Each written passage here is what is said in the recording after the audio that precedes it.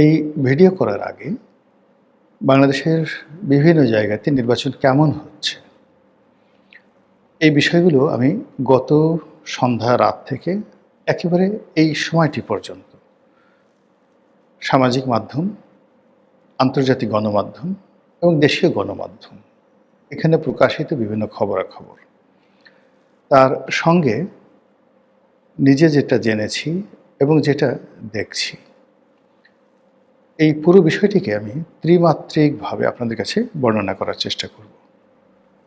প্রথম হলো যে নির্বাচন কেমন হলো বা কেমন হচ্ছে, এটির ফলাফল কেমন হবে এবং এটির প্রতিক্রিয়া কি হতে পারে।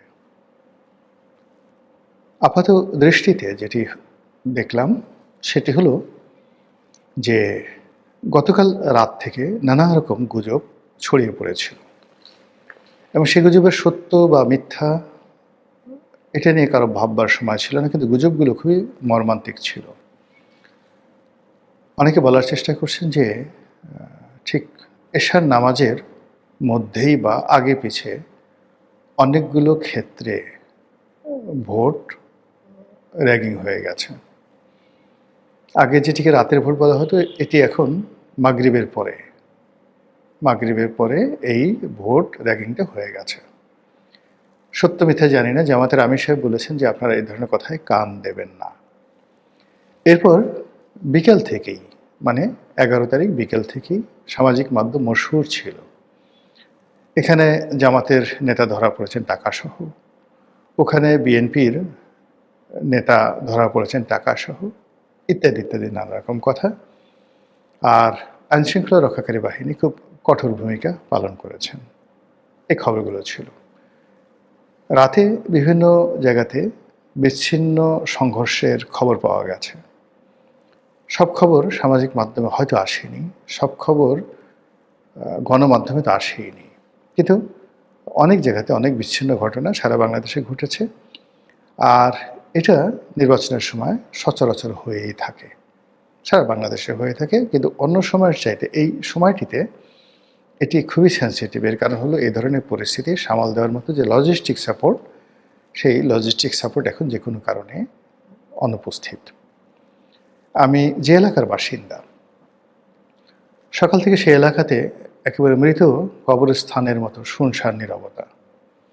বহুদিন এই শহরে থাকি, বহু হরতাল হয়েছে, অবরোধ হয়েছে, কারফিউ হয়েছে, কিন্তু আজকের দিনে আমি যে এলাকাতে বসবাস করি সেই এলাকাতে যে নীরবতা, শব্দহীনতা এবং লোকজনের চলাচলে যেভাবে শূন্যতা দেখছি, এটি আমি দেখিনি। এ লক্ষণ, প্রকৃতির এ লক্ষণ ভালো নয়। দ্বিতীয়ত, গতকাল গভীর রাত পর্যন্ত আমি বাইরে ছিলাম।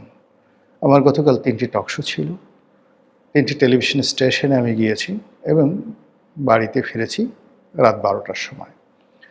তখনও ঢাকা শহরে যে দৃশ্য দেখেছি, বিভিন্ন সড়ক থেকে জনপথ এবং গলির মুখে, সেখানে কেমন যেন একটা ভয়, কেমন যেন আতঙ্ক, ভোটের যে একটা উৎসাহ উদ্দীপনা, এটা গত রাতে দেখা যায়নি। যাই হোক, আজকের দিনে যে খবরগুলো সামাজিক মাধ্যমে মানে ঘুরে ঘুরে বেড়াচ্ছে বা ঘুরে ফিরে আমরা যে দৃশ্যগুলো দেখছি, কন্ট্রাস্ট। এবং এটা আমি অনেক আগেই বলেছিলাম যে এরকমই হবে। বিএনপির লোকজন, আগে বলেছিলাম যে বিএনপির লোকজন বলবে ভোট হচ্ছে, সুন্দর ভোট হচ্ছে, আমরা আশাবাদী। জামাতের লোকজন বলবে ভোট হয়েছে, আমরা আশাবাদী। আর ভোটের দিন রাত 12টার পরে সবাই কপাল থাপড়াবে এবং বিশেষ করে বিএনপি নানা রকম কথাবার্তা বলবে রাত 12টার পর থেকে। এবং এটা আজকের এই দিনে প্রথম পার্ট হয়ে গেছে। এই দুপুর 3টা পর্যন্ত বিএনপির যত শীর্ষ নেতৃবৃন্দ রয়েছেন, তারা সবাই জয়ের ব্যাপারে আশাবাদী এবং নিশ্চিত তারা সরকার গঠন করতে যাচ্ছে। এবং ইতিমধ্যে জনাব তারেক রহমান সাহেব আজকে নয়, গতকালকে স্পষ্ট জানিয়ে দিয়েছেন যে জামাত যদি বিরোধী দলে আসে, আমরা হয়তো একটা শক্তিশালী বিরোধী দল পাব। এতটা কনফিডেন্স, মানে তারা বিজয়ী হচ্ছেন সরকার গঠন করছেন এবং সেখানে জামাতকে তারা বিরোধী দল হিসেবে চাচ্ছেন এবং যাতে করে দয়া দেখাচ্ছেন যে জামাত যেন দুর্বল বিরোধী দল না হয়, শক্তিশালী বিরোধী দল হয়। এজন্য তারা যেন ৫০ থেকে ৬০ এরকম আসন পায়, তাহলে একটা শক্তিশালী বিরোধী দল হবে। বোঝার চেষ্টা করুন ডায়ালগ। এখন এই ডায়ালগ গতকাল ছিল, আজকের দিনে তাদের সেই কনফিডেন্স দেখা যাচ্ছে। আর রাত ১২টার সময় আপনি দেখবেন যে এটা কী করে রিভার্স হয়ে যায়। আল্লাহ মাফ করুক। যেটা বলছিলাম, ভোট কেন্দ্র পরস্পর বিরোধী দৃশ্য। কোথাও একেবারেই ভোটার নেই, খুবই অল্প। অতীতে যে সকল আমিরামি নির্বাচন হয়েছে, রাতের ভোট হয়েছে, তারপর বিনা ভোট হয়েছে, তখন নানা রকম যাকে বলা হয় অদ্ভুত অদ্ভুত ঘটনা ঘটেছিল সেই নির্বাচনের কেন্দ্রে। ২০১৪ সালে আমি বাংলাদেশ প্রতিদিন পত্রিকা একটা লেখা লিখেছিলাম, সেই বিনা ভোটের বা বিনা প্রতিদ্বন্দ্বিতার ইলেকশনের একটা দৃশ্য ফুটিয়ে তোলার জন্য। ভীষণ রকম সেটা আলোড়ন সৃষ্টি করেছিল। অর্থাৎ পুরো ভোট কেন্দ্রে ভোটাররা ছিল না, ভোটাররা ছিল না, সব দাঁড়িয়ে আছে। কয়েকটা দুষ্টু ছেলে তারাও দাঁড়িয়ে আছে। তো সেখানে কি করলো, একটা মোরগ এবং একটা মুরগি, তারা অনেকক্ষণ দৌড়াদৌড়ি করলো। উন্মুক্ত মাঠ, মোরগটা সঙ্গম করার জন্য মুরগিটাকে খুঁজছে, দাবলাচ্ছে। মুরগিটা প্রাণপণে নিজেকে রক্ষা করার জন্য চেষ্টা করছে। তারপর মোরগ বিজয়ী হলো, মুরগির উপর উদ্গত হলো এবং প্রকাশ্যে সেই ভোটের ময়দানে অসাধারণ দক্ষতা নিয়ে সে মুরগিটির সঙ্গে সঙ্গমে রত হলো।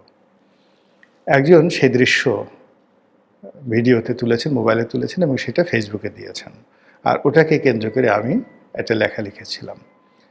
তো যারা সরকার পক্ষে ছিলেন তারা এটা নিয়ে ভীষণ রকম অপমান বোধ করেছিলেন যে এটা কী ধরনের কথা। তো ওইরকম দৃশ্য হয়তো আজকে এতটা প্রকাশিত হবে না, কালকে পাওয়া যাবে। যে কোন ভোট কেন্দ্রে মুরগি কী করলো, কোথাও বানর গেল কি না, ছাগল কোনো কর্মকাণ্ড করলো কি না, গরু, বিশেষ করে দামড়া টাইপের যে গরুগুলো আছে সেগুলো সেই ভোট কেন্দ্রে উপস্থিত হয়ে তাদের যে নির্বুদ্ধিতা, বেকুব এবং তাদের যে যাকে বলা হয় উইদাউট কমন সেন্স, দামড়া মানে ষাঁড় গরু, বাছুর গরু, বলদ গরু, তো এইগুলোর মধ্যে দামড়া একটা বিশেষ বিশেষায়িত। আমরা কাদেরকে দামড়া বলি? দামড়া বলি সেটাকে যার কোনো বিবেক নাই, বুদ্ধি নাই, কমন সেন্স নাই, কিচ্ছু নাই, আবার বলদও না। ঠিক এরকম একটা অদ্ভুত প্রাণী দামড়া, কোনো রুচিও নেই। গরুদের মধ্যে কতগুলো গরুকে দামড়া বলা হয়। তো এরা ভীষণ রকম বেহায়া, নির্লজ্জ। যেখানে সেখানে তারা পায়খানা করবে, যেখানে সেখানে পেশাব করবে, যেখানে সেখানে তাদের গোপন অঙ্গটি তারা বের করে দেবে। তারপরে সেই গোপন অঙ্গটি বের করে তারপরে শেষে তারা জাত বেজাত দেখবে না, যার তার উপর ঝাঁপিয়ে পড়বে। কোনো মানুষের ঝাঁপিয়ে পড়বে, কোনো হুন্ডা দেখলে হুন্ডাকে সঙ্গম করার জন্য হুন্ডার উপর ঝাঁপিয়ে পড়বে। এইরকম দামড়া বলতে যা বোঝায় আর কি। এখন এই নির্বাচনে যারা দামড়া, সেই দামড়ারা কী করছে, বিভিন্ন প্রজাতির দামড়া, সেই দৃশ্য হয়তো আমরা কালকে পাব এবং সেটা পেলে সেটা আপনাদেরকে আবার সুন্দর করে আমি বলবো যেন আপনাদের ভালো লাগে আর কি। তো যাই হোক, আজকের এই সময়টি পর্যন্ত যেহেতু সরকার খুব কঠোর, কেউ যাতে কোনো নির্বাচনের বিরুদ্ধে অপপ্রচারে লিপ্ত হতে না পারে, নির্বাচনকে বানচাল করার জন্য কেউ যেন কোনো চেষ্টা করতে না পারে, এই জন্য সরকারের যতগুলো এজেন্সি আছে তারা এই সামাজিক মাধ্যমটিকে ফিল্টারিং করছে, সিরিয়াসলি ফিল্টারিং করছে। ফেসবুক থেকে শুরু করে অন্যান্য প্রতিষ্ঠানের সাথে হয়তো আজকে এই দিনের জন্য ভালো একটা চুক্তি হয়েছে, বড় চুক্তি হয়েছে যে এই সংক্রান্ত নেতিবাচক কোনো খবর সামাজিক মাধ্যমে আসবে না, যাবে না, কেউ দিলেও সেটা সার্কুলেট হবে না।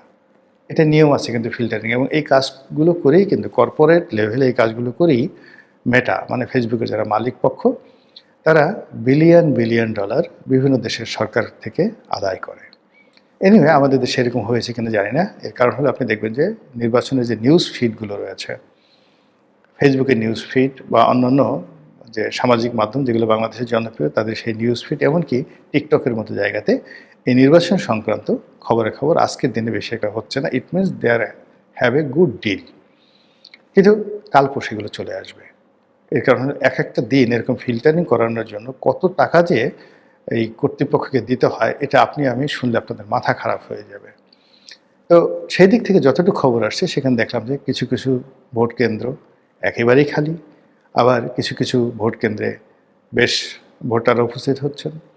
যারা সেলিব্রিটি প্রার্থী আছেন তাদের মধ্যে তারা লাইনে দাঁড়িয়ে ভোট দিয়ে নিজেদেরকে মহৎ, তারপরে শেষে নিজেদেরকে যথেষ্ট আইনের প্রতি শ্রদ্ধাশীল এবং শৃঙ্খলাবদ্ধ নাগরিক হিসেবে প্রমাণ করার চেষ্টা করছেন। এটা রীতিমতো আমার কাছে ভণ্ডামি মনে হয়।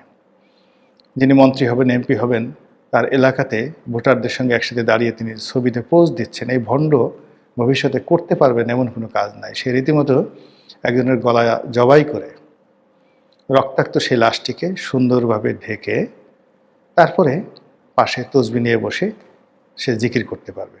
এই ধরনের ভণ্ড রাজা রাজার মতো থাকবে। আমি সংসদ সদস্য প্রার্থী, আমি এলাকাতে যাব, আমাকে দেখলে তো আমার ভোটাররা সবাই আমাকে ছেড়ে দেবে। আমার অনেক কাজ, আমি লাইনে দাঁড়িয়ে 1 ঘন্টা একটা জায়গাতে দাঁড়িয়ে আমি কেন ভোট দিতে যাব? আমি ভোট দিয়ে সেখান থেকে তাড়াতাড়ি চলে আসবো। কিন্তু ওখানে ওই যে লাইনে দাঁড়িয়ে আমি খুব শৃঙ্খলাবদ্ধ, এই জিনিসগুলো তারা দেখান আসলে মূলত অভিনয়। এই অভিনয় যারা রাজনীতির ময়দানে করেন এরা সবাই মন্দ লোক। এবং আমি দেখলাম যে যারা যারা এই অভিনয়গুলো করেছেন তাদের বিরুদ্ধে সন্ত্রাসের অভিযোগ আছে, ধর্ষণের অভিযোগ আছে, তাদের অনেকের বিরুদ্ধে অর্থ লোপাটের অভিযোগ আছে, অর্থ পাচারের অভিযোগ আছে। এমন কোনো কুকর্ম নাই তারা করেনি।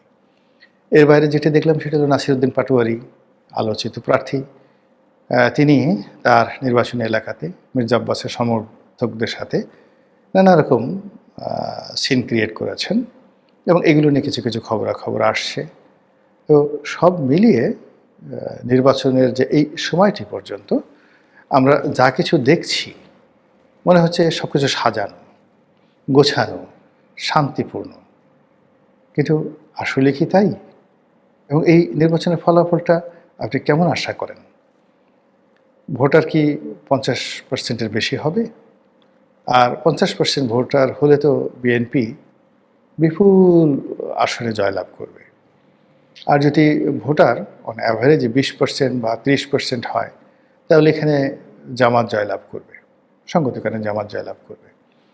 এই কারণে তাদের যে মহিলা ভোটার, জেনজি নতুন ভোটার, তারপর তাদের দলীয় ভোটার, এগুলো 100% ভোট কেন্দ্রে উপস্থিত হবে।